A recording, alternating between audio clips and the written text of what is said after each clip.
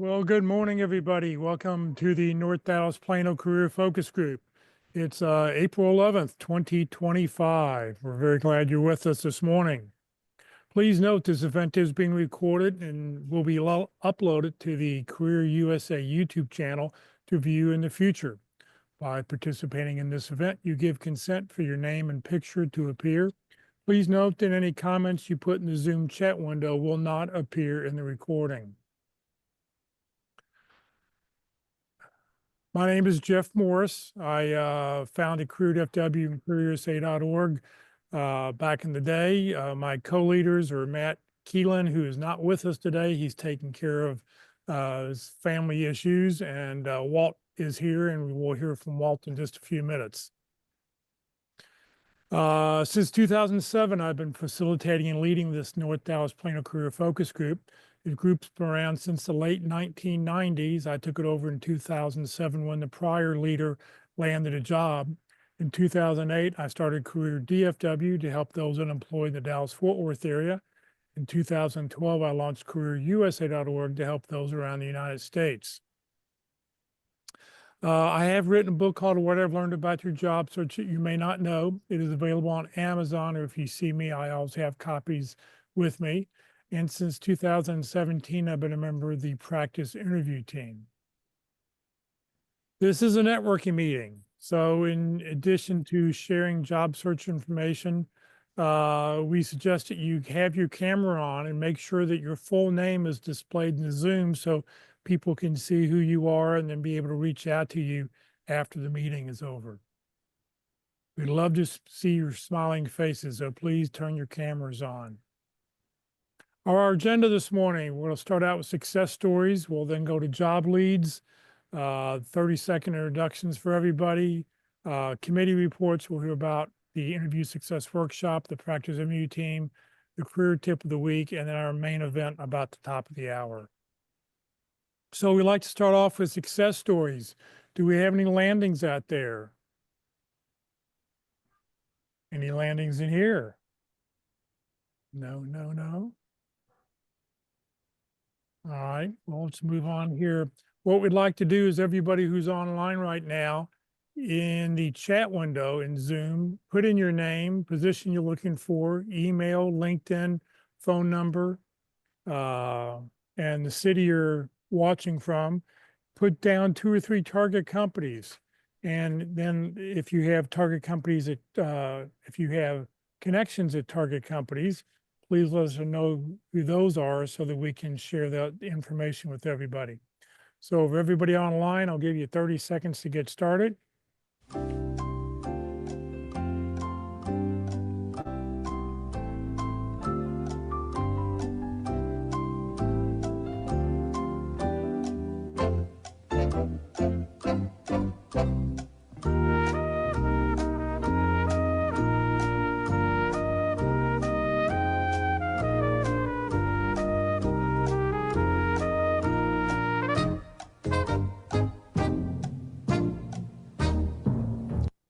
All right, keep on typing so we can get all that information in there.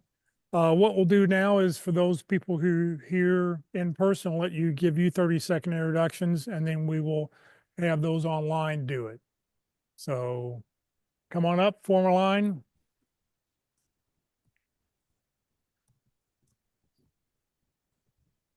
Can be seen online and heard in the room. Thanks, Walt. Good morning, everybody. Happy Friday. My name is Michael Gerber. I'm looking for a position as a senior IT program or project manager. I need contacts at Cisco and Toyota, and I have contacts at Kyndryl. My name is Michael Gerber. Good morning, everyone. My name is Christy Grant Coleman. I am looking for a leadership role, a director or manager in learning and development. Don't have any specific companies that I'm targeting, but specifically targeting healthcare industry, travel industry. My name, once again, is Christy Grant Coleman. Thank you. Christy. I can't. Oh, there I am. Good morning, everyone. My name is Jama Ball. I'm looking for a VP Director of Operations in client onboarding, service delivery, or product implementation. I need contacts this week at Accommodations Plus International and Intelity. I can provide contacts in the hospitality industry. I'm Jama Ball. Good morning. My name is Cheryl Fish. I am looking for an FP&A manager position, financial planning and analysis manager.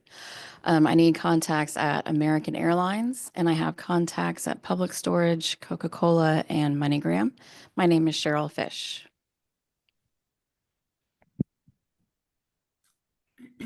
Good morning. I'm Penn. That's like what you write with and an extra N, last name Hoyt. I'm a B2B marketing director in the tech space and SaaS space, looking for contacts at Aloha, Solera, T-Mobile in their business marketing area. Again, I'm Penn Hoyt. I've got contacts at multiple telecom companies as well as Deltec. Look me up on the internet. We'll go from there. Thank you. Good morning. My name is Hilbert Taylor Zia. I'm a software developer engineer in test. Need contact at GM Financial and Toyota. My name is Hilbert Taylor Zia. Thank you. Hello, everyone. I'm David Coward, and I'm looking for an enterprise client director position. I need contacts at Intuit this week, and I have contacts at IBM and Manpower Group. Again, this is David Coward. Thank you. Good morning, everyone. My name is Mike Belzil. So I'm a senior director of data analytics products. So I'm looking for contacts at 7-Eleven and Keurig Dr. Pepper. So I have contacts at Walmart, Epsilon, and Circana. My name is Mike Belzil. Thank you. Good morning, everyone. My name is Anthony Archery. I'm a senior retail operationist and merchandiser. I worked for Walmart for 16 years. Anthony Archery. Thanks. No, Sarah's next. Hi, I'm Carrie Padilla. I'm a project manager, and I'm looking for a job as a project manager. And so my contacts, I don't have any, and my target companies that I had all turned me down. So I'm back to square one. Ladies first. Hi, my name is Sarah Hoyle. Oh, okay. Hi, my name is Sarah Hoyle. I'm in the lending, financial lending industry, quality control. I don't need any contacts this week. I'm working on my contacts right now. And again, my name's Sarah Hoyle. All right. Good morning, everybody. My name's William McLaughlin. Currently seeking a business analyst role and looking for contacts at Dave & Buster's and CoreLogic. Again, my name is William McLaughlin. Thank you.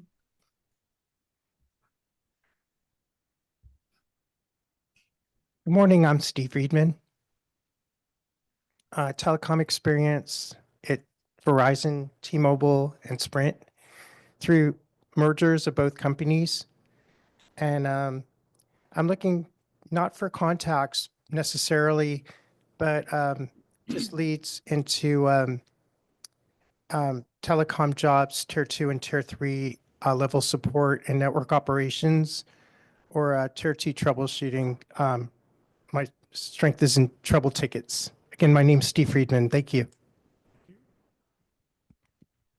Good morning. My name is Jason Irish. I'm a financial services professional, a consummate networker and connector, loving connecting people to people and people to solutions. Connect with me on LinkedIn, and I'll help you get connected as well. My name is Jason Irish. I think it's everybody here on, let's go online. Dee DeLuca. Hi, can you hear me? Yes.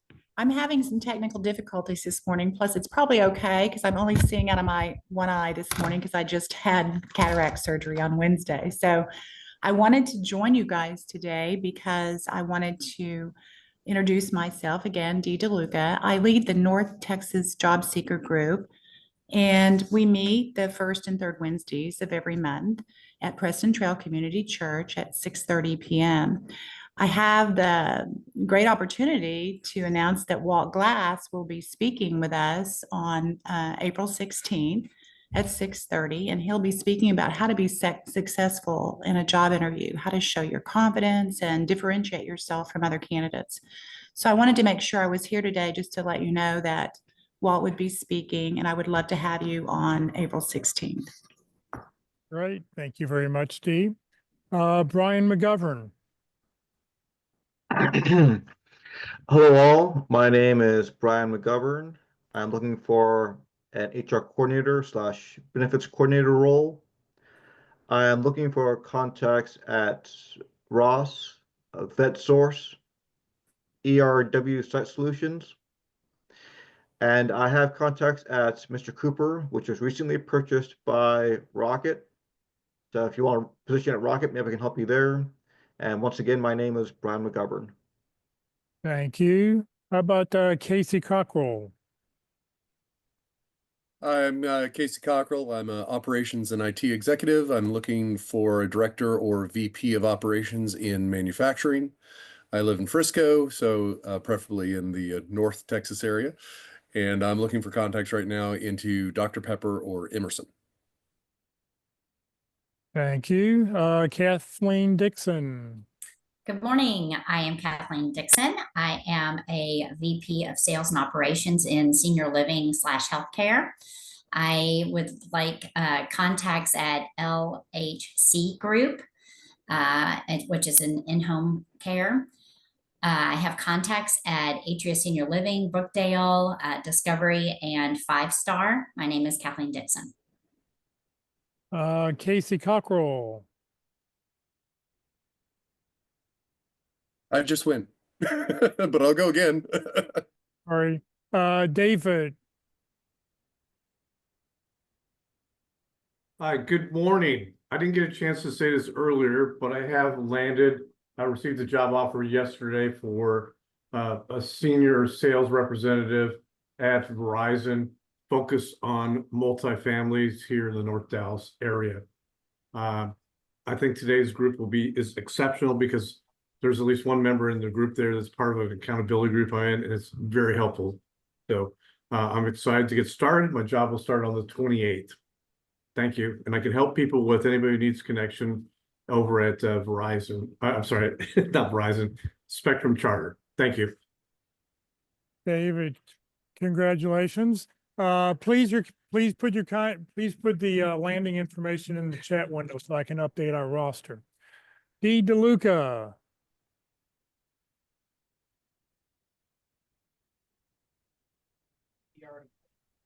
Hi, I already introduced myself. I'm the one that leads the North Texas. Popped up down further. I'm sorry. Don Chaplin.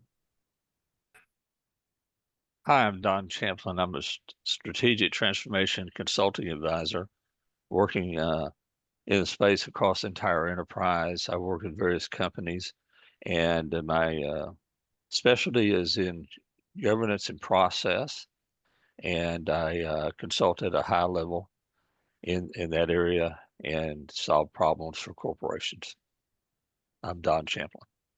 Thank you. Janelle Gold. Good morning, friends.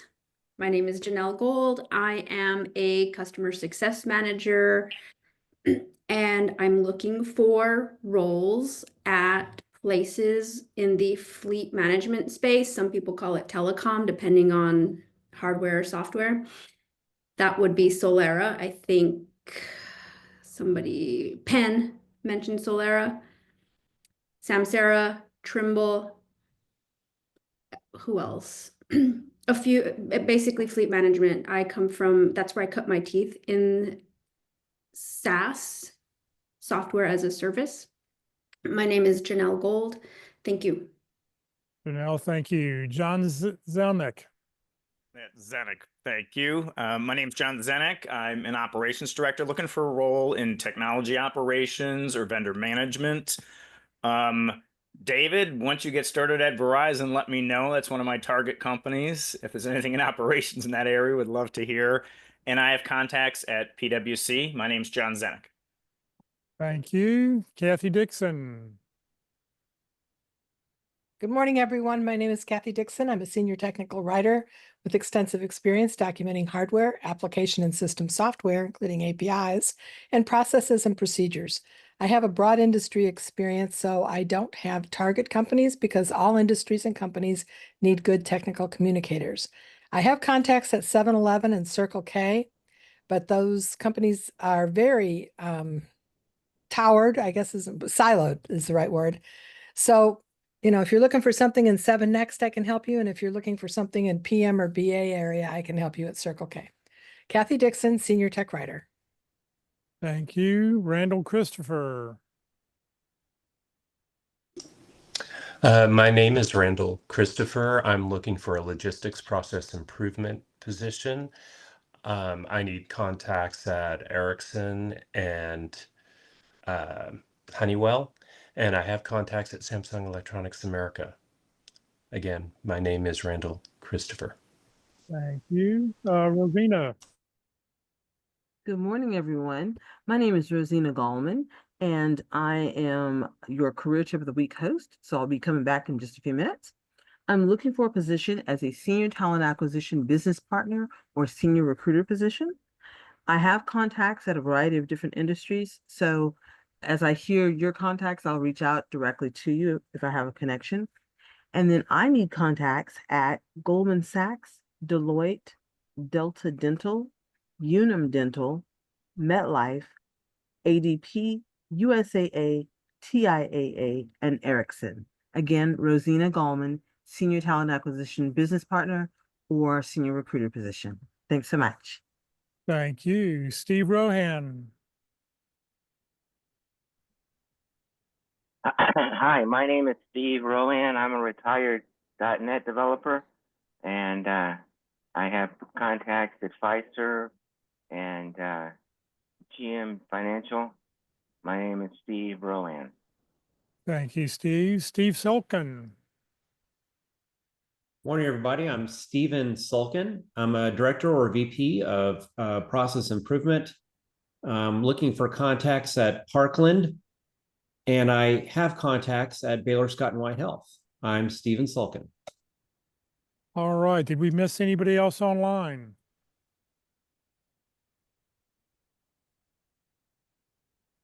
Couple in the room. Who's got the mic? Come on up front so we can see you on the camera. This is to speak into, not for me to hit you on the head. This is like shocking for the introverts, but it's like, where do I stand? Good morning. My name is Dawn Jones. I am a compliance and risk and opportunity management specialist. Translation there, I do or have done a lot with mission assurance, quality assurance, background in engineering. And I am pretty open to industries. I don't have a lot of target companies right now. I'm just starting to look. I have contacts at Raytheon, if anyone dares to be interested. And again, my name is Dawn Jones. Thank you. Thank you. My name is Alex Schecksnyder. I'm looking for really anything in the entry-level cybersecurity IT space. I'm going to be a fresh graduate from UT Dallas. Target companies would be anything like Raytheon, Microsoft, CrowdStrike, anything kind of in that vein. Obviously, I'm really new to my career field. All of my contacts are in machining.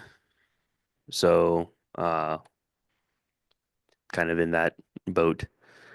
Again, my name is Alex.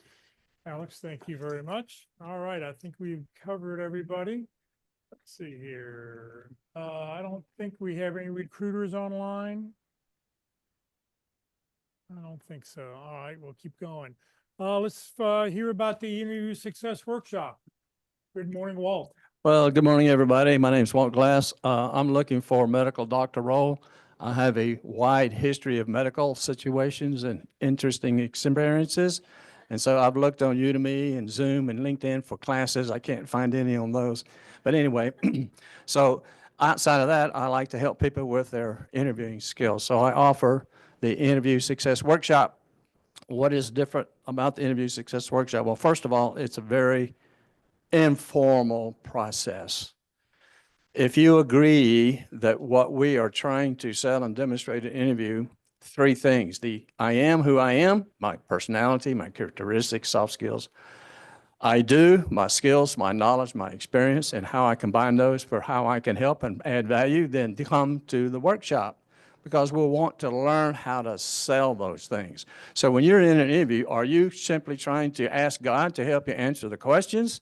Or are you trying to say, I need to sell 1, 2, or 3 of these items for every question that's being asked? All right. So how do we do that? Well, the workshop does that. I hold it on Tuesdays on Zoom from 9 to 11 Central Time. You have to be registered to attend. Guess where you can find the information about me? It's on my LinkedIn page. My banner page has my email address for the workshop and also my phone number, and the About section gives you the details about the Interview Success Workshop. So I'd be glad to have you come participate. Right now, I'm waitlisting people as participants, and I'm also looking at alternatives so that I can speed up the process to get people in quicker and not have you wait so long. So I've got some thoughts about that. Be glad to have you participate. So does interviewing present those fears, that later cause us to have tears? Well, remove heartburn, come practice and learn, celebrate with donuts. It was going to be cheers, but I like donuts better. I am Walt Glass. Thank you. Thank you. All right. Let's hear about the practice interview team. Walt, you want to do that too? Hi, I'm Walt Glass. I'm a panelist on the practice interview team, the PIT crew, which meets in person, all except on the fourth Wednesday month at Christ United Methodist Church, actually in this room where we are right now. And on the fourth Wednesdays, it's online. Now, what is the difference? The PIT crew is a practice interview team with a mock panel interview. We have volunteers act as panelists. Many of those, there's a few retired like myself that are service panelists, but the others are all job seekers as well. You submit your job description and your resume. Go to dallaspitcrew.com. I think is that. Yeah, there it is. Send a note to the email address that's on the screen. Ron Layton runs the group. Send your resume and job description. dallaspitcrew.com is also a website you can go look and get a lot of information, and there's resources and things available there too for you. So I know that Ron is waitlisting as well. He generally has at least 3 participants a week, and we break up. You can come and observe. You just sit behind the participant, and you can also give feedback. But it's one of the things you do. So I ask you this: how many times do you need to interview and practice before you gain that confidence? At least. Well, none is not the right answer, right? Right. And so you can observe, okay, but you can observe riding a bicycle. You can observe doing a lot of things, but until you do it, it's different. So step out of your comfort zone and move into your learning zone and come and practice either with the PIT crew or with the workshop. Okay? Thank you, Walt. All right. It's time for our career tip of the week. Good morning, Roseanne. Career tip of the week. No, that's not me. Go, Roseanne. Good morning again, everyone. All right, so this week's tip of the week is how to network for a job, why it's important, and 7 tips. And this article is by the Indeed editorial team. So as far as the summary for this article, it emphasizes that networking is crucial for job seekers. Going beyond simply submitting resumes, it highlights that the building professional relationships can unlock opportunities that traditional job searches might miss. So there are 3, I would say 3 tips to this. First, you're going to access hidden jobs. Many companies fill positions through internal referrals and networking, meaning these jobs are never publicly advertised. A strong network can provide access to the hidden job market. The next tip on this would be credibility and insight. Hiring managers often value candidates who come recommended through their network. These connections can offer valuable insights and into the candidate's skills, work ethic, and personality, proving more confidence in the hiring decision. And then the third tip on this is career advancement. Networking isn't just for finding a job, it's also essential for career growth. Building relationships within your industry can lead to mentorship, collaborations, and future opportunities for advancement. Now, there are 7 key networking methods, and so I want to highlight those real quick. First, face-to-face interaction. While online networking is valuable, in-person meetings are essential for building stronger, more personal connections. This could involve having lunch with a contact, attending industry events like conferences and job fairs, or even networking at social gatherings. Second, it will offer you help. Demonstrating a willingness to assist your contacts can significantly strengthen your relationships, and volunteering for projects or offering your skills shows initiative, and it allows for your contacts to witness your abilities firsthand. This can make them more likely to recommend you to others. Third, you want to excuse me, you want to confront your fear. Networking can be daunting, especially for introverts. The article encourages individuals to push past their comfort zones by setting small interaction goals and preparing conversation starters. It also addresses the fear of rejection, emphasizing that it's a normal part of the process and to focus on the long-term benefits of networking. Fourth, be patient and invest the time. Building meaningful relationships and finding the right job through networking does take time. The article advises patience and suggests seeking informal or informational interviews to learn more about companies and build connections without immediate pressure for asking for the job. Fifth, you want to prioritize relationship building. While it's important to showcase your skills, the article stresses the importance of focusing on building genuine relationships. Being a good listener, showing interest in others, and building rapport are crucial for creating lasting connections. Sixth, you want to leverage social networks and online resources. Online platforms are powerful tools for expanding your network beyond geographical limitations. They allow you to connect with professionals in your field across different regions and create an online presence that helps others find and learn about you. And then 7, follow up consistently. After making a new connection, it's essential to follow up. This could involve sending a thank you note, sharing relevant information, or keeping your contact updated on your job search progress. Following up reinforces the connection that keeps you top of mind. And in summary, the article effectively argues that networking is a vital component of a successful job search. It provides practical tips and emphasizes the importance of building genuine relationships, being proactive, and leveraging both in-person and online networking strategies.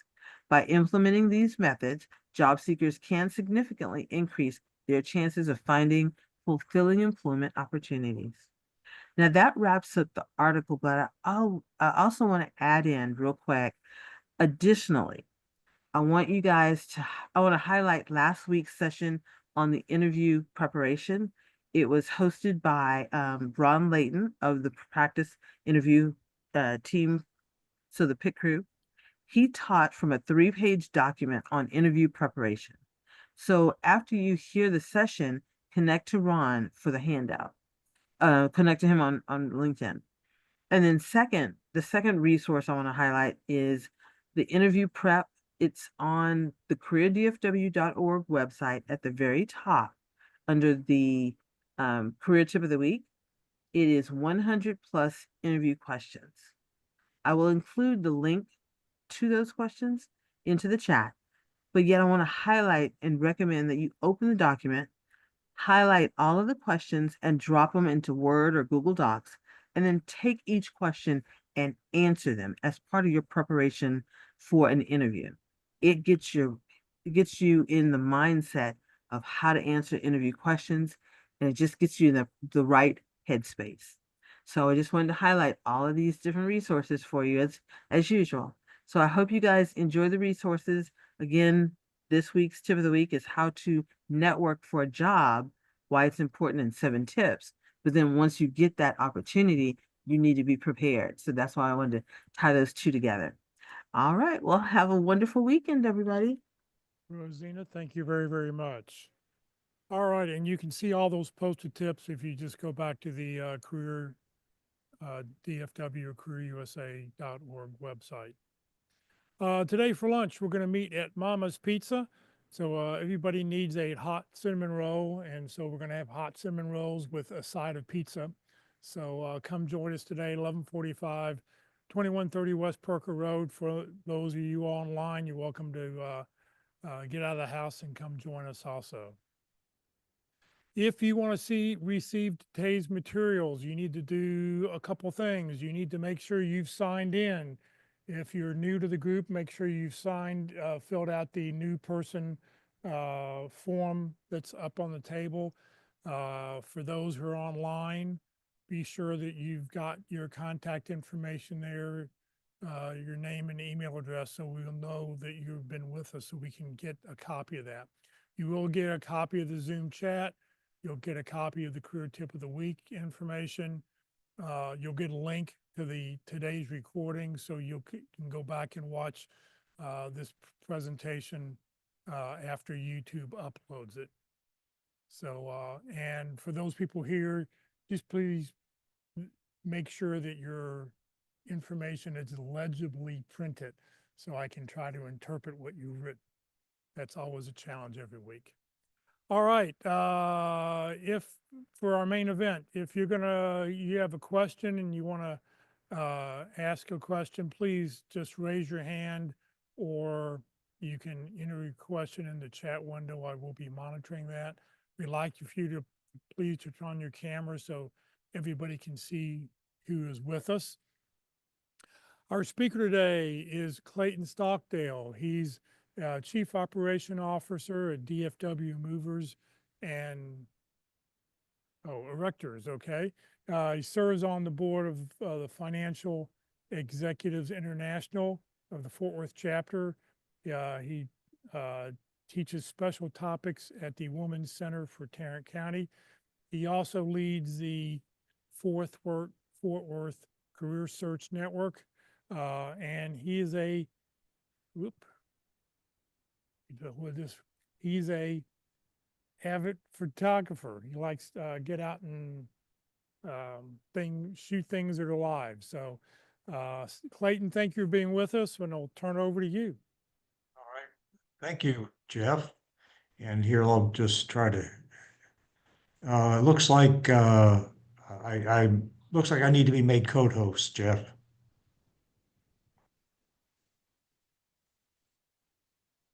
For me to share my screen.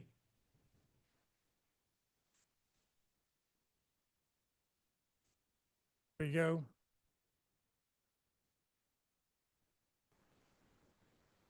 All right.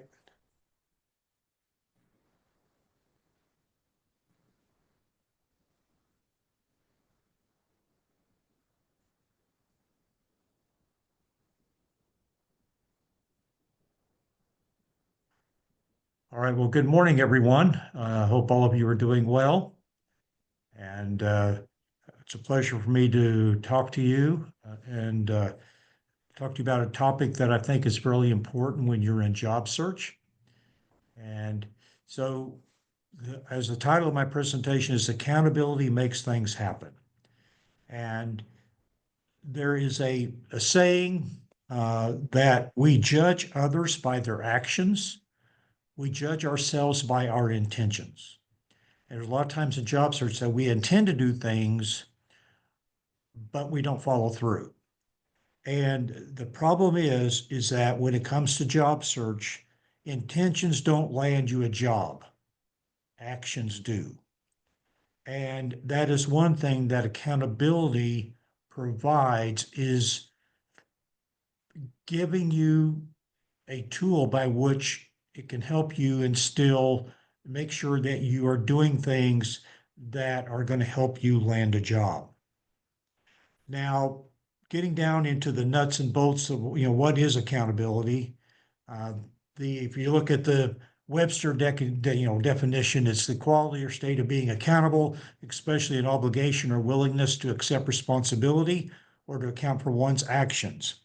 And when it comes to applying accountability to job search, it's using accountability and allowing yourself to be held up for evaluation and instruction. It's being humble enough to accept guidance and direction, and then also a willingness to follow through with the guidance that is given. And so those are kind of like the framework, for accountability. But as we look at job search, and many of us do, I did when I was in job search a few years back, I didn't know any better. So, I tried to do job search all on my own. Turned out I did everything wrong. But so some things that how our job search can go if without an accountability group is that it can be too easy to give ourselves a free pass.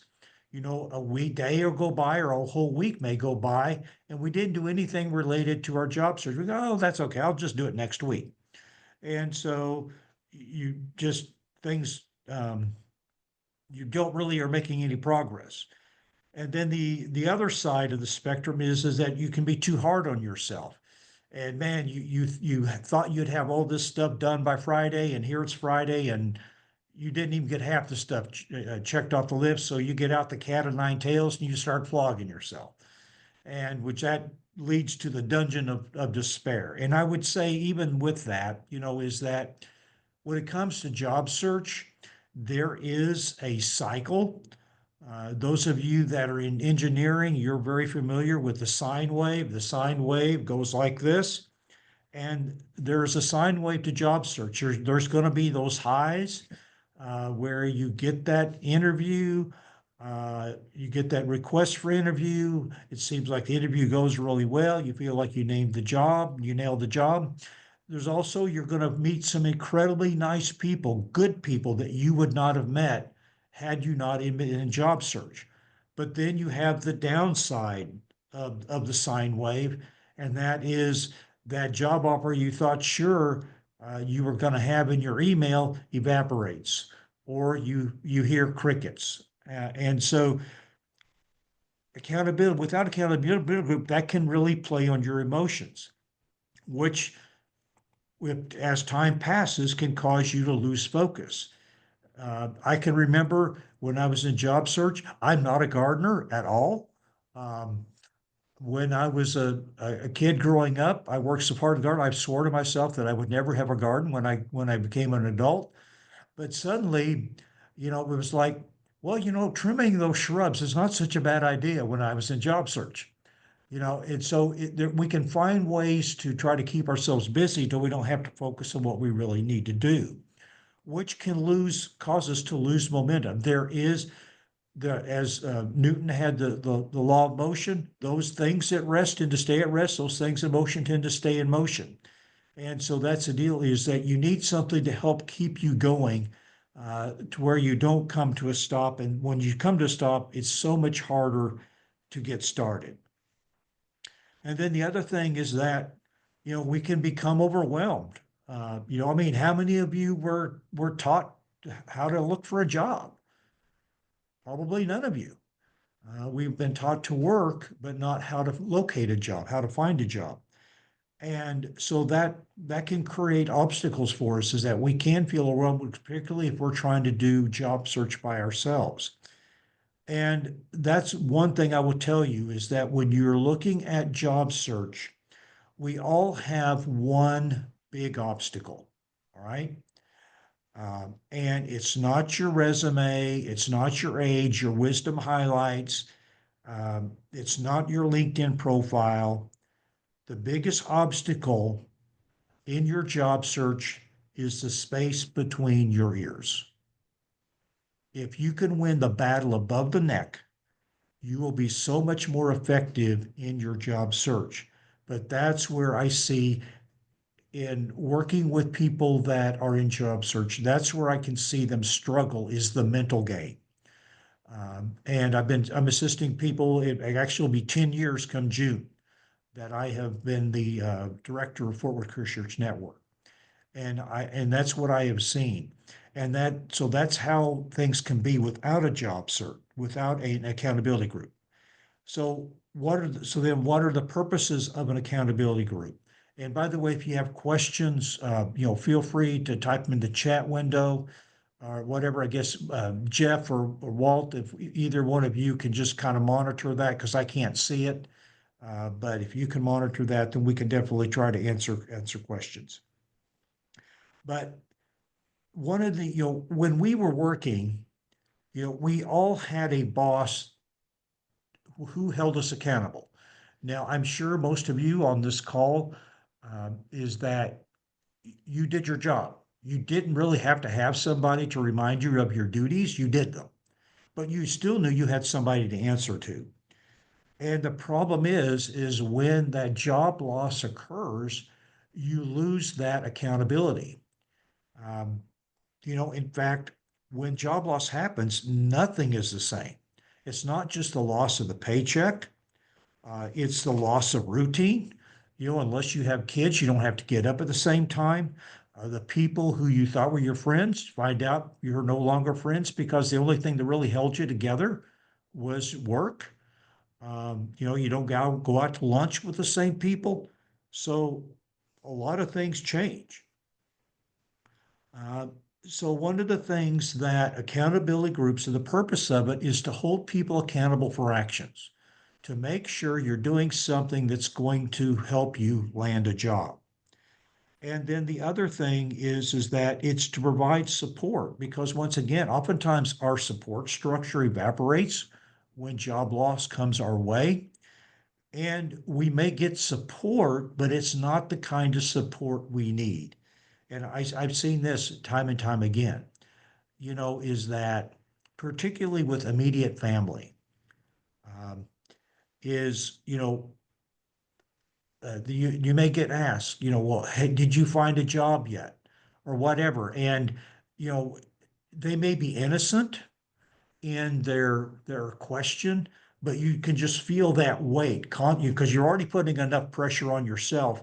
And then every time somebody asks you, well, have you found a job or whatever, you can just feel that additional weight put on you. And so one of the things that accountability groups is helps give you support to help you mitigate through that. The other thing that accountability groups can do is provide insight. Oftentimes we're really able to give advice to people when we're not facing what they're facing.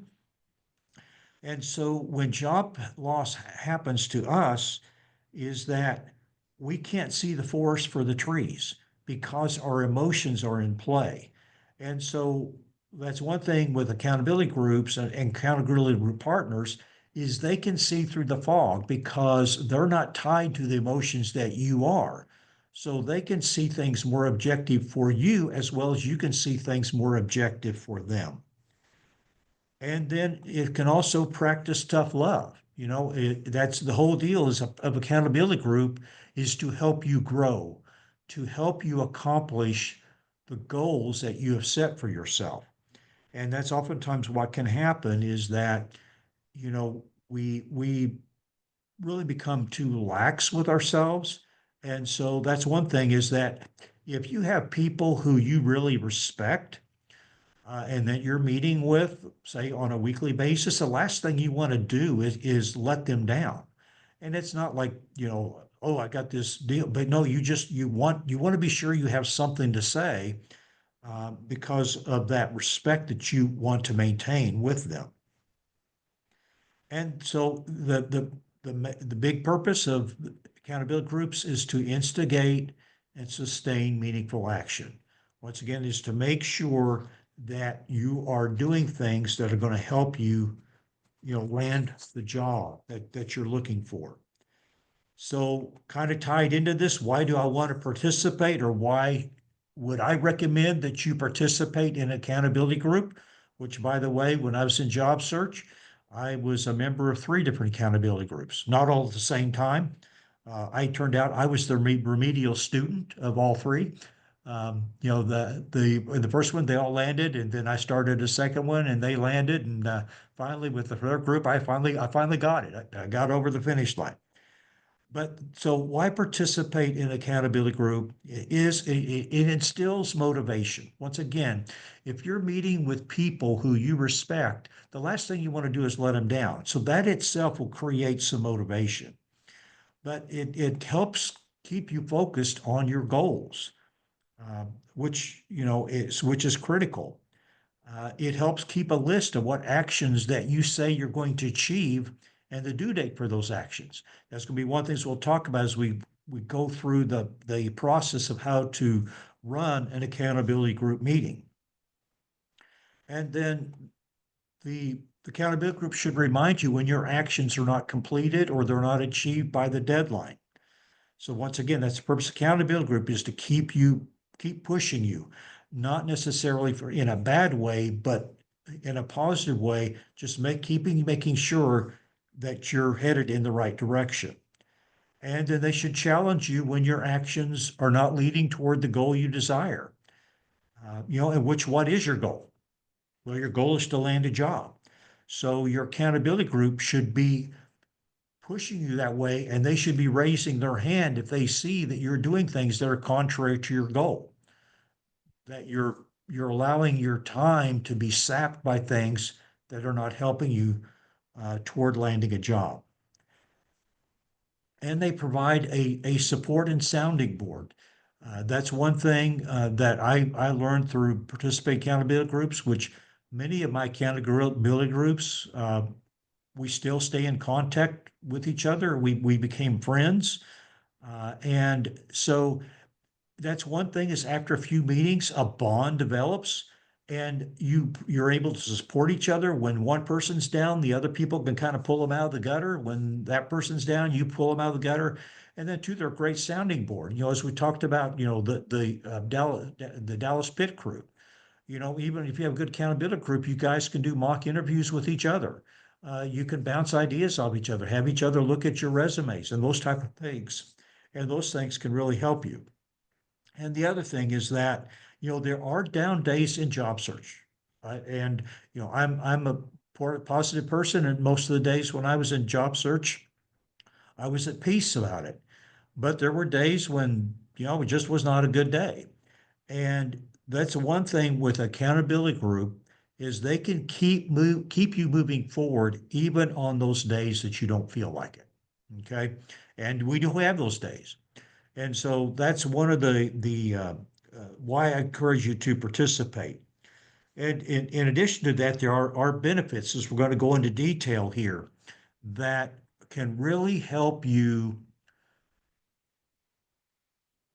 give your job search some extra strength. And so one of them is that participating in accountability groups, it increases your self-awareness and allows you to be more informed, make more informed choices, and therefore you get better results. It's amazing when we try to do job search ourselves, is that we really don't think about what we want. There's something so different when we just think things versus we vocalize them. And there's something to being said to hearing ourselves talk. And so what happens is that as we share with people what we're looking for, what we want in our next job, and vice versa, we hear what other people want in their jobs, it increases our self-awareness, which improves our ability to land a job and the type of job that we want. And I hope this next point here is enough for you to think, okay, I really need to participate in an accountability group. The American Society of Training and Development, they did a study and it illustrated that participating in a accountability group increases your probability of success by up to 95%, almost doubles your chance of landing a job. So that right there, I hope would be enough to say, okay, I need to really look at this. I need to participate because it does. I can vouch for it myself. Is just the support and keeping you on track and those type of things. It's a tremendous benefit. And then it has a neutralizing effect when you're incomplete. So you're not the happy-go-lucky, "Hey, oh well, no big deal. I'll just do it some other day," or versus getting out the whip and beating yourself. It helps you stay more objective as you're working with other people. And then, by allowing people to observe you and you observe others, it increases your compassion, and that's not a bad thing. Okay. In fact, the more compassion you can develop, the better off you're going to be, not only just as a person, but as a leader and an ability to land the job. And just kind of to illustrate the importance of that, there was a study done by an Ivy League college. I can't remember if it was Yale or Harvard, and they wanted to determine what was the difference between good leaders and great leaders, not bad leaders and great leaders, but what separates good from great. And the great leaders, what they discovered was it had nothing to do with education. It had nothing to do with skills, ability, experience. There were three factors that separated great leaders from good leaders. And those three factors were compassion, humility, and gratitude. That was the difference. And so increasing your compassion is going to help you to be a better employee, to be a better leader of people.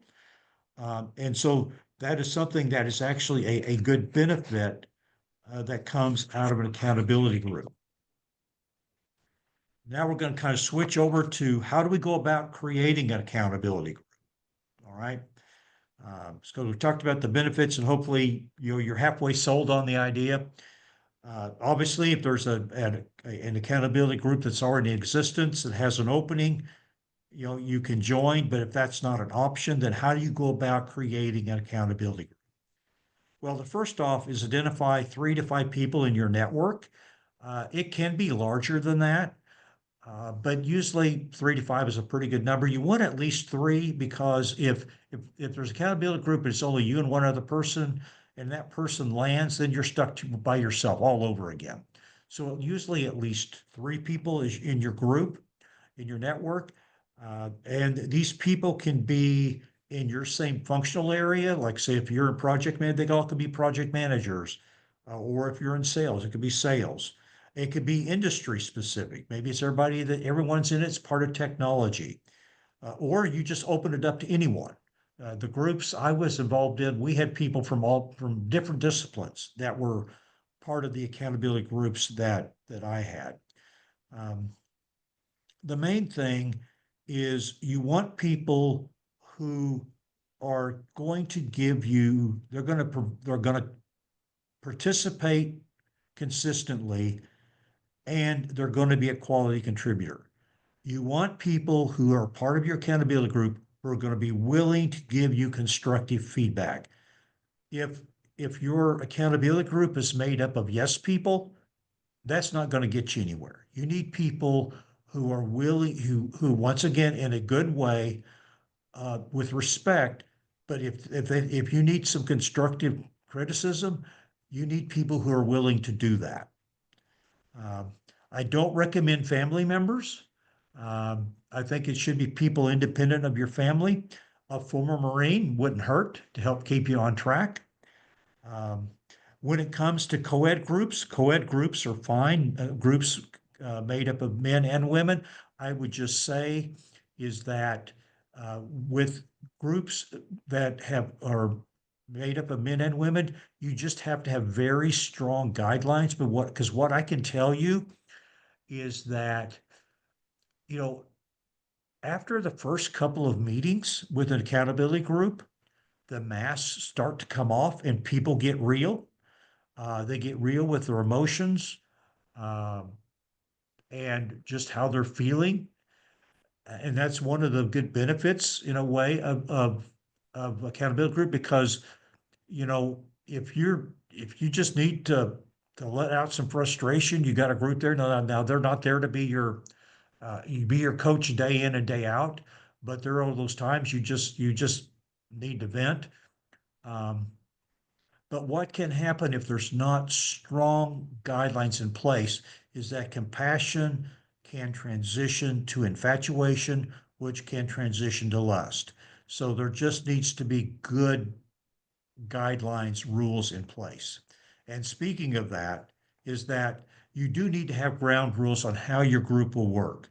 So how often you're going to meet, which usually most accountability groups meet weekly, because you're trying to get momentum and do things that are going to help you land a job. But how so? You meet weekly. Well, how long are your meetings going to last? What must each person bring to the meeting? And what's the guidance? How is feedback to be given? In what manner, in what method? And then everyone should provide a weekly goal sheet template. So this is one of the things that you do in accountability group is you make commitments of what you're going to do the upcoming week related to your job search. And so you need a template, you need a sheet to track all those. And you're not just tracking them for yourself, you're tracking them for all the other members that are part of your accountability group. Because how can you hold somebody accountable if you're not recording what their commitments are? So everyone is keeping track of everybody else's commitments that are part of the accountability group. And so on this slide here this is what the accountability group goal sheet looks like. So on the right hand or left hand side of the page, that's where you write down the results of the commitments you made from the prior week. And then on the right hand side, those are the goals that you make for the upcoming week. And so once again, you would be filling this out for yourself as well as for each person that's part of your accountability group. And of course, there at the top, you can have all the information that where you track, you have your contact information for all of your participants. You also want to allow for critical discussion and pushback. Once again, this is an accountability group. And the whole reason that you're part of this group is for people to push you toward your goal, to getting things done, and making sure that those things you're doing are the right things.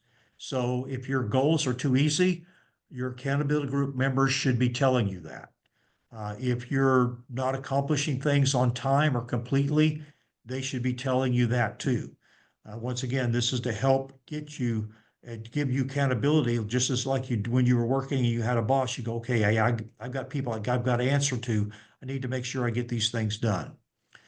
And then every week at your meetings is you want each person to restate their specific job search objectives, not their elevator pitch. What are your job search objectives? What are you trying to accomplish? And two, that makes sure that everybody else understands what your objectives are as well. And it's highly recommended that you keep your group membership consistent and that you don't add new people all the time. Like I said, it takes a little bit of time for your accountability group to gel. At first, like everybody may have kind of like a front, like all things are good, I'm doing, but as you meet and you become more comfortable and a trust develops between you, is that you need that for that to happen to where you can really help each other accomplish what your plans are and your goals are, which is to land a job. You want to pick a leader who's going to be there every time. If you got somebody who's part of your group who is a leader of people, they may be a good choice, but you want to have somebody who's going to be at every meeting, unless, like say, they're on an interview. And then you also want to have somebody who's an assistant leader, so that if that leader is ever on an interview, you have somebody else who's going to be filling in for them. And then you want to maintain a small binder for everyone. So like I said, you're going to be maintaining a goal sheet, not only for yourself, but for each person that's part of your accountability group. So you need a binder to keep those. And what's recommended is that, have a binder and you have tabs in there. And so you have a tab for each one of your accountability group partners. So in that tab, you should have their business card. You should have their resume. I highly recommend that you have their networking bio. You may also have a list of their target companies, anything else that you need to know that's going to help you assist your accountability group partners. Because the deal is that the goal, one of the things that accountability group partnership does with you, because you get to know each other, is that you're not the only one that's looking for a job for you. All of your accountability group partners are looking for a job for you, as well as while you're looking for work, you're also looking for them. And so there's just more eyeballs out there, more ears that can assist. But I do want to share what a binder, because some of you may have never heard of one. So I'm going to show a different screen because I want to bring up an accountability, what a personality, well, I'll get it right, what a personal bio looks like. So can everyone see the bio on the screen? Everybody seeing that? You can see it. Okay. So a personal bio is just that, personal. Now, there's plenty of other, if you Google personal bios, you're going to see a lot of different templates. So you don't have to necessarily follow mine, although I did have great success with mine. So part of it is you have, a photo of yourself, you have your contact information, you have like your core competencies, some of your experience, your education, but the bulk of it is about you as a person. So like you may have your value proposition, which I have here, but then you get like half of it is related to my background. What makes me tick? What values do I have?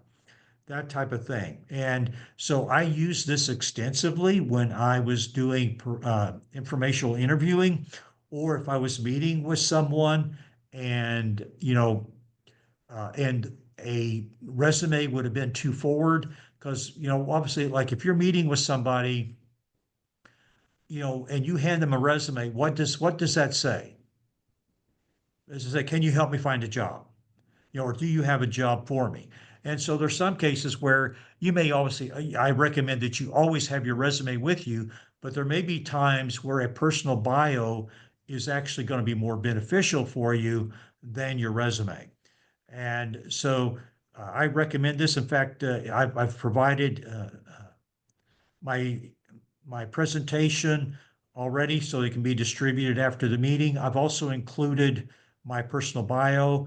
I built it in Microsoft Publisher, so I've shared the actual publisher file. So if you want to do something like this, you can open that file, delete my information, insert yours, and you're that much farther along. But I had great success with my personal bio in my job search, and I do recommend that you have one. But then going ahead and getting back to our presentation here. So we've now created our accountability group. We've got our members. We've identified when we're going to meet, how often we're going to meet.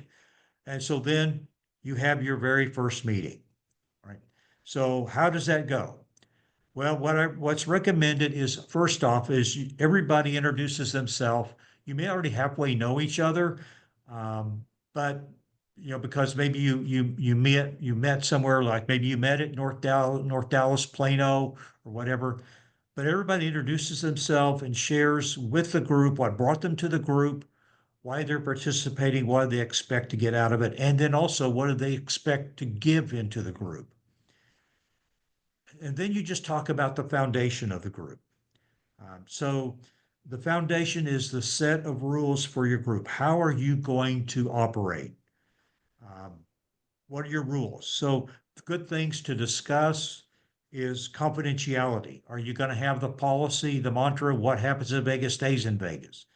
Um, how many meetings can someone miss and still be part of the accountability group? What are you going to do if somebody's consistently late? Uh, uh, if you're going to do your meetings over Zoom or some other social media platform, are you going to allow multitasking? So these are all things that you want to iron out. You don't want to try to do the rules on the fly because it can look like you're maybe picking on somebody. I mean, you're probably not going to think of every single scenario, but you want to kind of set the rules for the group right up front so everybody knows what the rules are and what they need to abide by.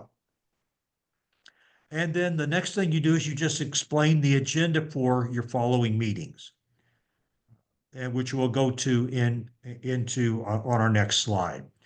Then once that's discussed, then everybody gives commitments. They obligate themselves as to what they're going to do in the upcoming week related to their job search.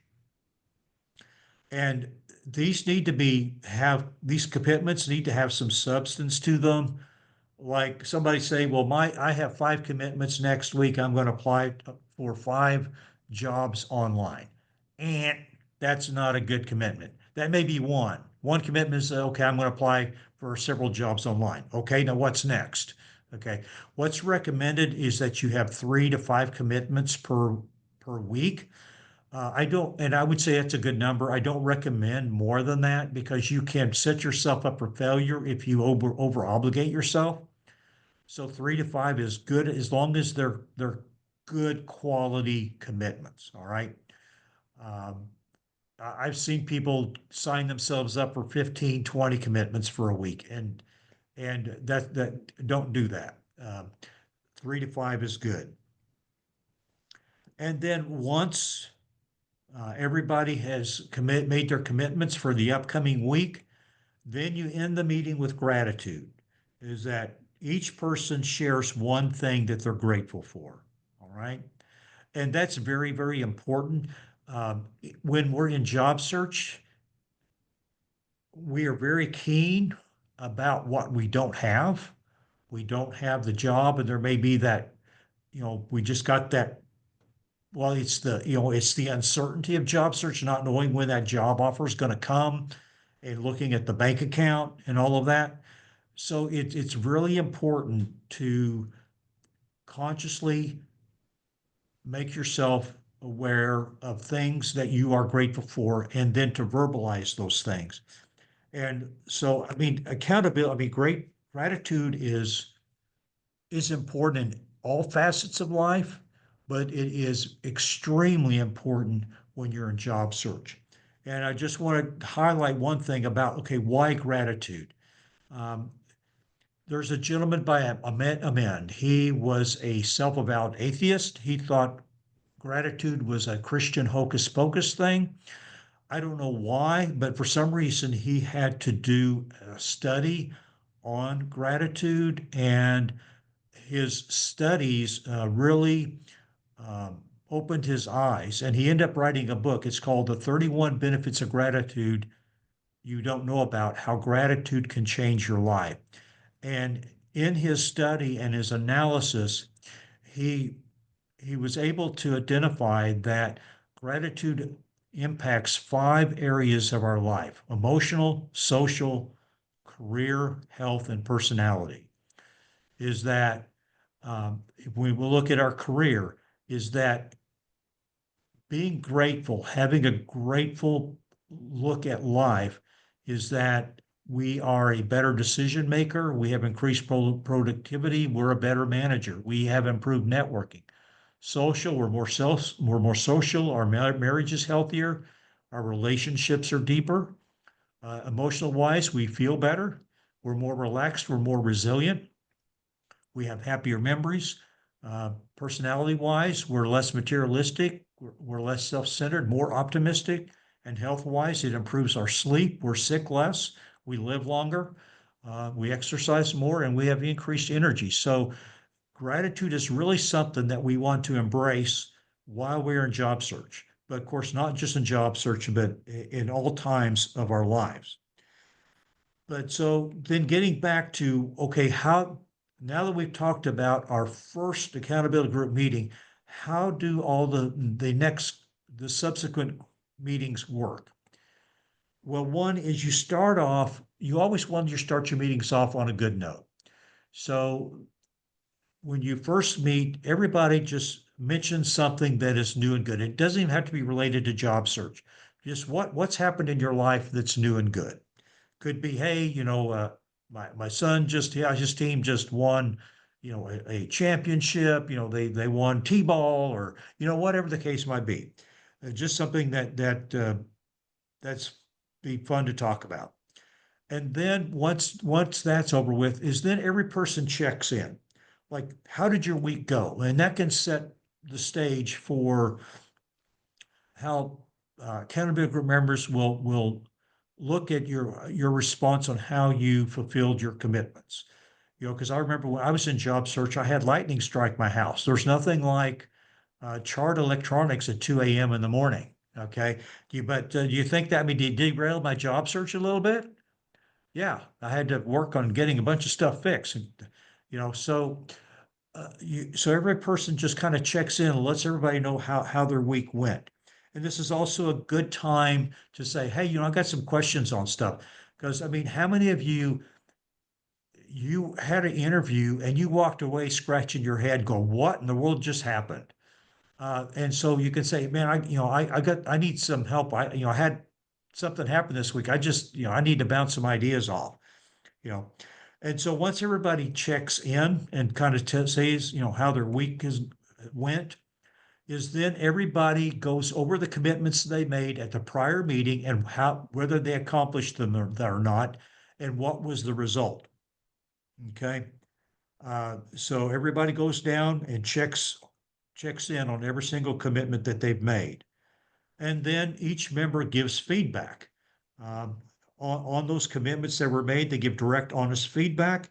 And this is also a good time where people can, answer questions, that were asked during this time. You can provide, whether it's resume feedback, interview feedback, LinkedIn, whatever. And so then once the feedback has been given regarding the prior meetings commitments, then each person makes commitments for the next week. So you're always making commitments. So that's the one thing that drives you. This is why working in an accountability group improves your chance almost 100%, is because you're always driving forward. You're always doing something that's going to help you land your next job. And then once everybody makes their 3 to 5 commitments that they're going to follow through on the upcoming week, is then once again, you end the meeting with gratitude. So everybody walks away, you start the meeting on the positive note, and you end the meeting on the positive note. And so speaking of that, and I saw a slide a little bit earlier during the beginning portion of our meeting of happy faces, smiley faces. I'm going to give you another one. Speaking of gratitude, I highly recommend every day when you first wake up is go into the bathroom, look at yourself in the mirror, smile at yourself, and then say something out loud, something that you're grateful for. I can remember almost to this day. I was probably in my early to mid 20s, and I don't know why. I'm one of those people that when my feet hit the floor, I'm awake. I don't need 20 cups of coffee and 10 a.m. to roll around before I'm awake. Okay, but for whatever reason, I don't know why, I just smiled at myself and I immediately felt an uptick in my mood. It made me feel better.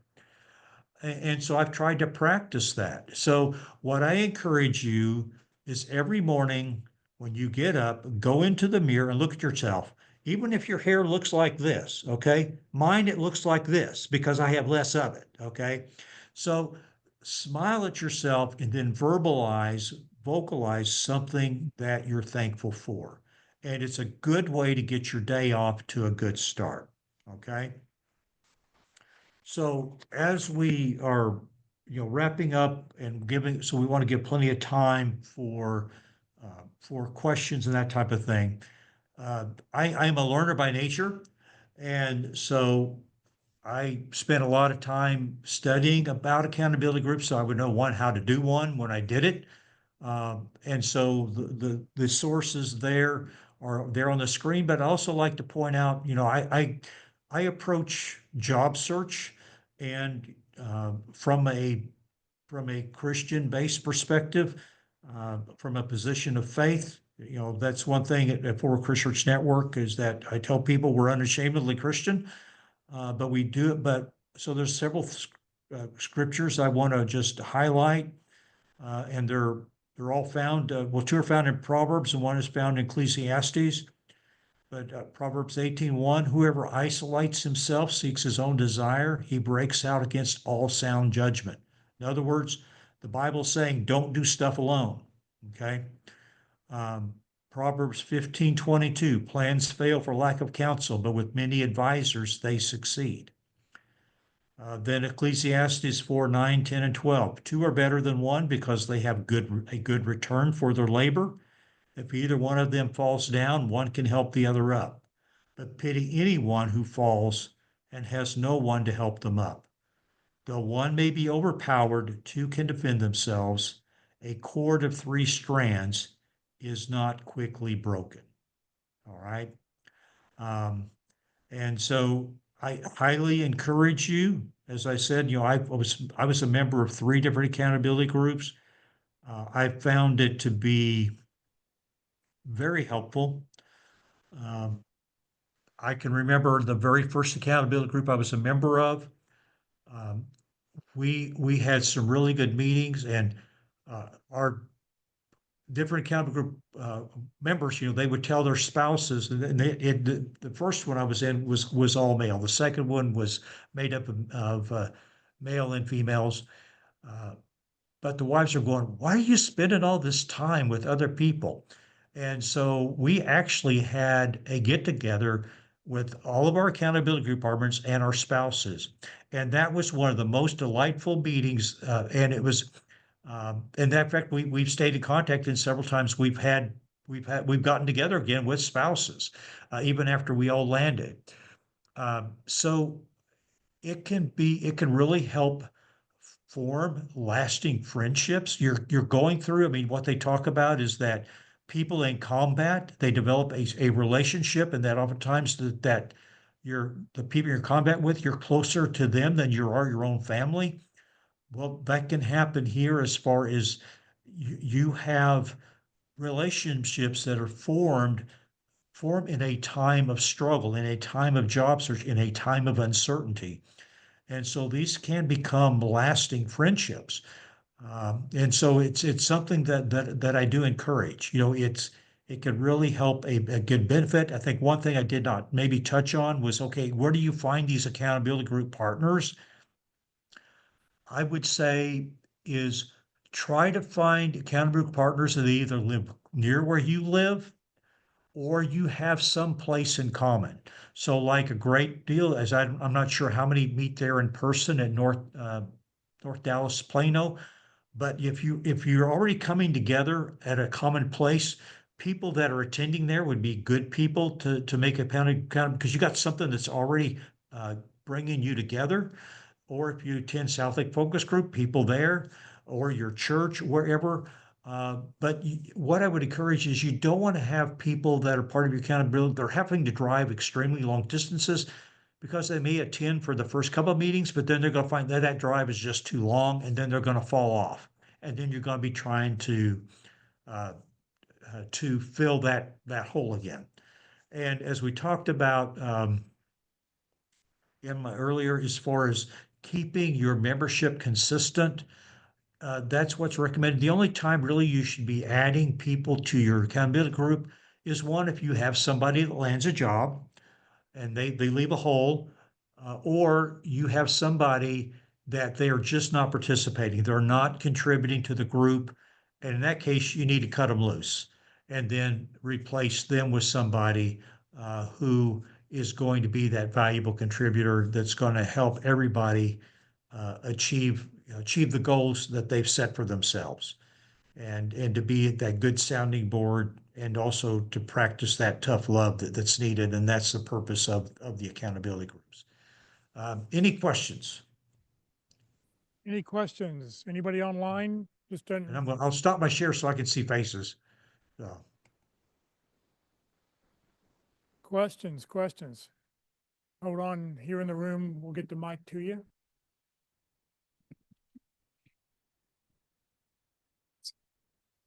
Hi, my name's Steve Friedman. I went to South Lake Focus Group past 2 or 3 weeks. I met another job seeker, and he referred me to a company, and the person in that company, he and I got in touch, and he passed off my credentials to the hiring manager, and indications are that look really good that I'll get an interview. And I'm very confident that it's going to go really well. So to the point made here, I would say it's very important to network with people, and others who are looking for positions as well can be valuable resources. Okay, thank you. Anybody else? Here we go, another hand up.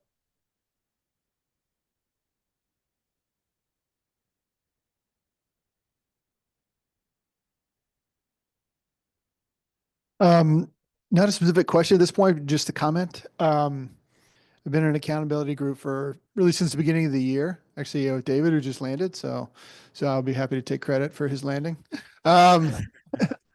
No, but that forum has definitely helped, and I think David would admit that too. I think one of the key things that worked for us is we probably violated a lot of those practices that Clayton went through at some point in time. Just be patient with yourself and test and learn. And we just kind of iterated and tweaked the model a little bit to make it increasingly effective. Some weeks were more than others, and we just kind of learned from that. So I think there's a lot of good practices out there, many of which he mentioned, but just be patient with yourself and just tweak them, continually improve it, and I think you'll see the benefits. And and the deal is as you first start, usually what's recommended is that your meetings are roughly an hour in length. I would say, at least with mine, is that the first few meetings were longer than that because we were just trying to get to know each other. So which there's big benefit to that, because once again, you kind of get to know each other before you start trusting each other. But that's one thing, is you do want to make sure that you're walking away with your meetings with commitments made, because that's the whole deal. Is the whole group is holding each member accountable for getting stuff done, and so that's one thing you want to make sure. It's great for a sounding board. It's great for support, but at the end of the day, you want to make sure that the group is holding each member accountable to make sure that stuff's getting done.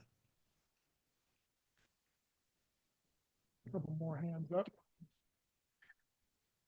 Thank you for all the insight. I really appreciate. I learned a lot. My question will still around how to create a new accountability group, because you explain it, but I came to this house this morning. I know nobody. I have a lot of contact on LinkedIn, but did that just walk to somebody, hey, let's start a new one, or how to break the ice? Yeah. Well, I think it helps to it helps to get to know people a little bit, because the deal is you want people, part of your accountability group, who are going to be good quality contributors. Unfortunately, not everybody fits that mold. Okay. So I think it's a matter, I don't think it's like you just walk up to somebody and say, I think you want to at least have a conversation or two with people, kind of get a read on them. But I do say, I think a big thing is finding a place in common where you meet, or that you're live relatively close to each other to do it. I mean, you can do an accountability group over Zoom. It has been done, but there's so much that is lost when we don't meet in person. There's so much of our communication that's nonverbal. And so we lose that when, when we try to do it. So I do encourage trying to do your accountability group in person. But like I said, for the person who spoke, if this is your first meeting, well, welcome. I think the North Dallas Plano group is a great group and encourage you to participate. But I mean, you can, if there's people there that say, hey, you know what? Yeah, do it. You guys can talk among yourselves and kind of get a read and put one together. Or there may already be one there that will, that you can join, that has an opening. McDonald's across the street from the church, and they used to meet there at 8 o'clock in the morning, and then they'd come over here at 9:30 for the meeting. So Yeah, if I can talk about that briefly. Several years ago, I volunteered to help start an accountability group, and it was the group that some of you may know, Mike Ray out at South Lake Focus Group. He was a member of the accountability group. So we met for about 2-3 years. There's probably 15, 20 people that went through the group over time. But I will volunteer to help. Now, the rules for that group was, first of all, they attended like either the pit crew or this, and we met either before or after. So we used to meet at McDonald's at 8 o'clock before this meeting, and we met after pit crew around 3:30 or something like that, still here. And so it was a common, and we kind of knew each other. And so I'll be glad to volunteer to help if you want to start a group. Mike want to help. I don't know if you want to get into another one or not, Mike, but anyway, be glad to help you. I will not lead the group. We'll have to have a leader, but I will help you get organized if you're interested in doing that. So right after this meeting, if you're interested in doing that, what some of the people here, we can get together and talk about it, and I can help you get started. So, Kathy, I see. and that'll be free. Kathy, I see you have your hand up. Oh, Yes, I do. Do you want me to talk or wait? go ahead. Okay. I was going to say, I have been, at someone's suggestion, I have been connecting with, when I connect with people through these networking groups, I am scheduling 40-minute Zoom meetings with them. And that is a great way to A, get to know the people better, and B, choose who you would like to be in an accountability group with and who you would not, because we are not all a match. And we need to find people that match and challenge our personality. So I also agree with Clayton. This is a great group. And so is Clayton's group on Mondays. So if you're available on Mondays at 9 o'clock, Clayton runs a good group too. Thank you. Yes. Well, I think you all have answered both the questions I had, and I'll let you keep talking, but I'll go ahead and comment on it again. You know, when you first, thank you so much for the information. I really like that idea. That makes a lot of sense to me. And I started thinking of people when, I heard you talking about it, but now I'm questioning whether that should be people that I already know, or people that I like the idea of getting to know people, and maybe finding them in the group. But the first question I had, and I'll go back to it anyway, was about whether or not meeting in person or whether you thought meeting over Zoom would work. Because I started to think I'm already meeting with people. There are a couple people I meet with on Zoom already. But we're not so much accountability, we're more support. So I like the accountability piece because I like the idea of somebody pushing me, and me being able to push and support the other person. So, whether Zoom works, I get the whole concept of being in person makes a lot more sense, and I can see that. But anyway, what about people that or do you further suggest people that you don't know that you get to know to see if they would be good accountability partners? Well, what I recommend for this is that I recommend that the other people that are part of your accountability group are in job search as well. Okay. Because that one is that, once again, you're attending here, somebody else is part of your accountability group, maybe attending Frisco, someone, so you have people in job search, you're always learning because, like, once again, how many of you, those are in the room, I can see the room. How many of you ever took a course on landing a job? Okay, I don't see any hands raising. Okay, so we've been taught to work, but not how to look for a job. So if everybody in your accountability group is in job search, you're all probably you're learning as you're going. So you can share that information among yourselves. And two, you're in the same boat just together. So once again, you're able, you know what it's like. And so there's that common ground that you can share with each other. And you know the emotional side of it because you're living it. And then you can also provide the support, help with the resumes and getting ready for an interview, and those type of things. So as far as whether it's people or don't know, I don't know. That's a really big deal. But I would say it's going to be helpful if the other people are in job search, because if the person, you've got people in your accountability group that are not in job search, depends on how long ago they were in job search, they may not be aware of the realities of what it's like. And so, they can become quite ivory tower people, and so that's where I would recommend is find people that are in the same boat you are. I was going to but you do want people that will contribute, okay?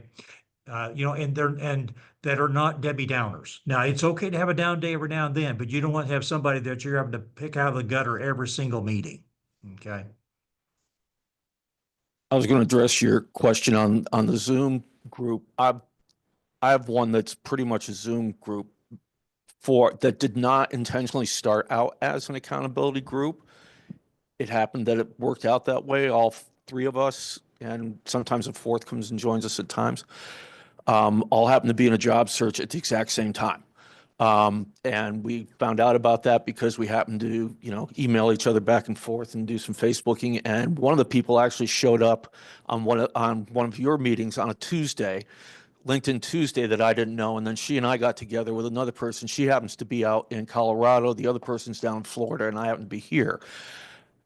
We have in common is that we all used to work together back at Sprint, back when Sprint moved down here, way back when. And we were all in the marketing department, different areas, and we all got along well, but we all also had a strong personalities. We challenged each other very well. So all of us have thick skins. So it's very easy for us to get back and forth on that. That being said, I wholly endorse face-to-face is so much better. If you can do it that way, you can. But you do want to have a commonality running through what it is that you're doing and why you're all meeting together. Just helps knowing that. And you got to know your personalities, because if we had someone in who was kind of, didn't have quite as thick skin as the rest of us have, that would not be a comfortable thing for that person. We get a little intense at times on things. But that's where you want to go on that one. So my 2 cents. Yeah, and I would say, is that, too, is that you want people, like I said, who are going to be willing to give you constructive feedback. I think you need to be respected. And the other thing too is what I highly encourage is make sure that you invite people to your accountability group that you respect. Okay. Because that right there gives you a desire to succeed. Because if you're interacting with people that you respect, the last thing you want to do is let them down. Okay. So that in itself drives action. Okay. Not from a bad way, but from a good way. Because you just, you want to hold those people's respect. You respect them and you want them to respect you. And so it helped that trying to earn that respect will actually cause you to get stuff done that you wouldn't otherwise do. So. Hi, this is David Watrous. I'm the other person Mike mentioned. I want to tell you a couple key things that we did that was very helpful. The first few weeks, we tore each of our resumes apart to pieces, did the same thing with LinkedIn. And then what was really critical was that each of us are in different areas. Like I'm in sales, I have somebody who's in data analytics. We had somebody that was in we had somebody in HR, I could go on, but we're limited to 4 people. And what I found is that I met people at LinkedIn, I'm sorry, not LinkedIn, I mean, at the Thursday meeting, talked to people and found people who were at the same career level, and we put the group together. And we're very consistent. We started out with an hour meetings, and then we got down to half-hour meetings, but very focused, very targeted. Sometimes it went a little bit longer, very effective. And one other key thing that was also helpful, each of us, as we are in our employment search, we're looking at companies, and as we saw other job postings or new companies moving to the market, and we knew there's going to be a job opportunity, we send them to each other so that it enhances. So it's like having extra eyeballs out there also to help with your job search. But I can encourage you all more to find an accountability, put it together, and do what's discussed today, because it will enhance the speed of you getting to a job and one that you're happy with. Thank you. Thank you, David. Any other questions, comments? The microphone is coming. You know, we talked about being on Zoom or in person. Pre-COVID, we used to have 40 to 50 people show up every Friday morning here. And the amount of interaction between people was just amazing. And we'd go to lunch sometimes with 20 people would go to lunch to continue the conversation. I know Clayton had the same big number. Yeah, same thing. Yeah. We had 40 to 60 every Monday morning. Yeah. Now that we're on Zoom, would I like to stop Zoom? Yes, but there's people outside the DFW area who don't have these kind of groups that they can participate in, and they're joining us this way, which is, I think, very valuable also. Go ahead.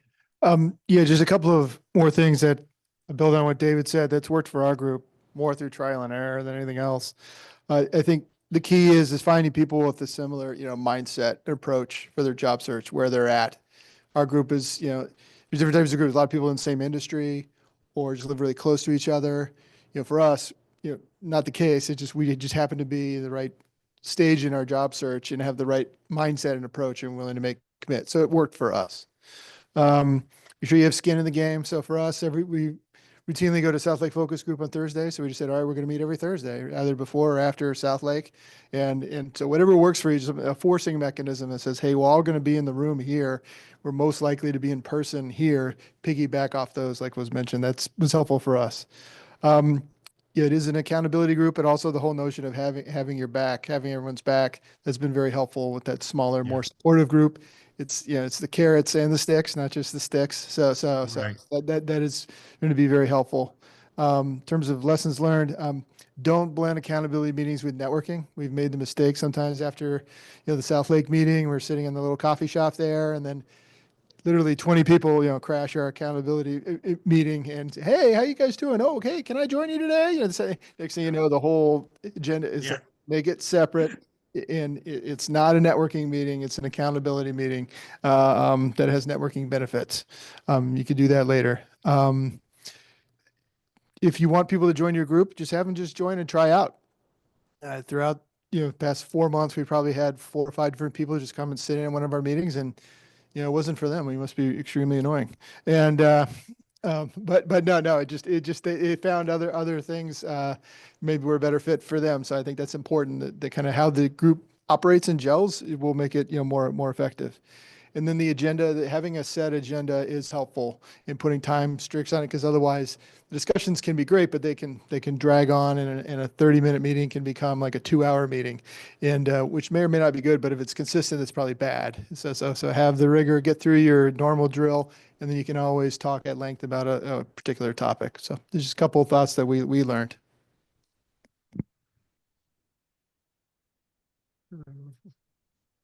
I have 2 comments. And so first of all, since some people don't have target companies, and we're talking about accountability here, And I thinks for those that this applies to, you should go to the Career USA YouTube channel and watch the video where Mike Ray, who was mentioned earlier, and also Pete Hernandez present on the tool that you can use to help find target you can use to assist you in finding target companies called Reference Solutions. And Pete actually briefly touched on this at Frisco Connect just the other week. And then the second thing is, I know it was mentioned that some people don't exactly know the realities of the job search. And for that, I have a YouTube channel recommendation for those people. And this is especially for those that are new and probably don't know about it. It's called A Life After Layoff. So I highly recommend you watch some videos on that channel and just really learn as much as you can about job search from the perspective of someone who has over 2 decades of experience on that recruiter side of the desk. Well, that's what I want. So that's some helpful information I wanted to share with people. Well, thank you. Well, Clayton, thank you very much. I do want to know what is your next adventure? Well, actually, in July, we'll be spending time in Hawaii and in French Polynesia. And so we spent some time in Bora Bora in December. We liked it so much, we're definitely going back. It's one of the most beautiful islands I've ever seen. Yes. The water in itself, and then in December we'll be doing Southeast Asia. So Thailand, Vietnam, Philippines, Singapore, Hong Kong, and Taiwan. So What do you do for a hobby, Clayton? Let me ask. Trying to keep up with all my camera gear. Hey, Clayton, I've been to Tahiti and Bora Bora a couple of times. Make sure your wife doesn't get to the pearl farm too long, because she'll end up taking a whole bunch back, and your pocketbook will be a little bit lighter afterwards. Have a great day. Yeah. We swam with the sharks in December. I've got pictures of them out there on my website, but yeah, so it's a very, very beautiful island. But so. Right. I wanted to ask anybody here interested in forming an accountability group? Yes. Okay. Yes, I am interested, and I'm looking for somebody who's, who's serious and really help each other. Because I think this is what I have been lacking in my job search, having an accountability and then navigating the job search, like what goals should I be having every week? I know at work, like Clayton mentioned, right? Like we are accountable, even though, nobody says anything, you just do your job because that's what we're supposed to do, right? But job search is something that I've been doing it alone, and I definitely need this accountability group to help. Kavitha, I think you're local. I've seen you here locally before, right? Yeah, I'm in Plano. Okay. So I'm looking for somebody like, if we are meeting in person, probably close to Plano, right? But otherwise on Zoom, I'm open. And who are the people that raised their hands here? There's one. Okay, we need some more people. So what we need to do is find 3 or 4 people who can meet and start talking about the accountability group and how to form it and all that. I mean, the groups had rules. I mean, we actually, the group set rules for saying you have to recommend somebody to join.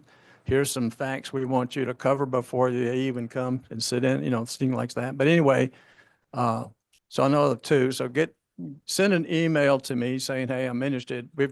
You are responsible for finding 2 or 3 more people who are willing to come in person. And I recommend it be somewhere right around here or even at this church to get started for that. Okay. And so you want to, okay. Yeah, I missed who was speaking. Can you please provide the name so I can send you an email, please? Yeah, Jeff Morris. Jeff Morris. Okay, got it. Thank you. I'm sorry, it's Walt Glass talking. Okay, Kavitha? Yeah, got it. Thank you. All right, you can find my email Yeah. on my banner page on LinkedIn. For people who want to connect with me, you should send me a note or an email to connect. And if you say, well, I can't find your email address, and well, you're not connected with it, well, it's on my banner page. And so it's pretty easy to do that. Be glad to have. All right. Okay, let's see here. Well, and I will do one shameless plug. So Fort Worth Christian Network, we meet on Mondays at 9 a.m. And we have a speaker that's going to be coming to us from Austin via Zoom, Steve Pegler. He's a well-respected HR consultant, has his own company. And so he's going to be sharing a lot of things job search related. You can see the meeting announcement and the link on our LinkedIn company page, Fort Worth CSN. So it's Fort Worth and then the letter C, the letter S, and the letter N. And we post our meeting announcements there every week. And he is a good speaker. I've heard him speak before to this group a couple years ago.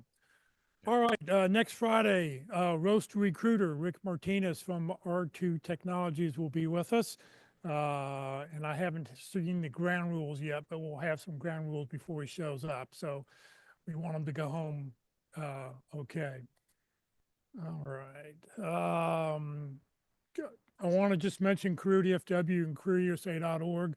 There is 2 places you can go and find the information you're looking for on Career DFW. If you go to calendar, up will come a calendar, and you can see right there on Monday the 10th, you'll see the Fort Worth Career CSN group. It's meeting starting from 9 to 10:30. They're listed there twice because they're on there once because they meet in person, and the second time they're listed because they meet virtually. So that way, depending on what calendar you happen to be looking at, you'll see them on both sides. The other way you can view a calendar beside graphically is by just seeing it the agenda view, and this way you'll see the exact same information. You can click on any one of those and open it up and find links and everything you need to join the group. On the Career USA YouTube channel, this video will get posted later this afternoon. Click on playlist when you go there, and then don't click on the video, but down below where you see view full playlist, click there, and up will come a list of all the different topics that we've talked about going back to 2021. And you can watch any of those videos you want. Just please note that the speakers all start about 30 minutes into the video each week. Yes.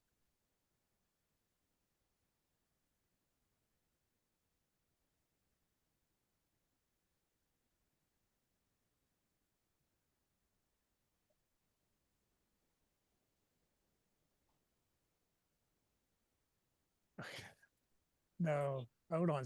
Hold on a second. I'm going to get a mic to her.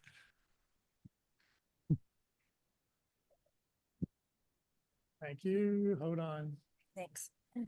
Hey guys, this is Carrie. So I was getting close to finishing. It didn't work out, but whatever. 2/14/25 Valentine's Day, they did a lesson here called about, I think it was sealing the deal or something like that. It was very, very good about like negotiating your salary, your benefits, and your non-tangibles. So check it out if you're close. So yeah, there's some really great titles. We've got over 660 videos that are currently posted. So you can go back and watch any of the one at your convenience. Thank you. All right, Career DFW and Career USA, we're putting on training 4 days a week or 3 days a week. Next Tuesday, Kurt Vondermatter will be with us. He's the founder and CEO of Linked Executive Search, and he'll talk about how he tries to find you and suggestions he has for your job search so he can find you easily, how a recruiter can find you. So that'll be on Zoom. Next Wednesday, the practice interview team meets in person only from 1 to 3 o'clock right here in this room. And then next Friday, our speaker is Rick Martinez, the recruiter. So he'll be with us next Friday morning. And I think he'll probably be in person because he prefers in person over Zoom any day. Upcoming speakers after that on the 25th, John Ernett will be with us to talk about creating star stories and cover letters using AI. And then the first week of May, May 2nd, as we do the first Friday of every month, we'll have open forum. We'll talk about whatever it is you would like to talk about. Just a reminder, we're going to go to lunch today at Mama's Pizza, 2130 West Parker Road, half block west of Custer. How many people think they're going to be there so we know how big a table to get? 1, 2, 3, 4, 5, 6, 7, 8. 8 people here, 9 people here. So we'll try to get a big table there, and we'll try to save everybody at least one hot cinnamon roll. Thank you very much for joining us, everybody. Have a great Friday. Clayton, once again, thank you very much for being with us. Sure. Thank you.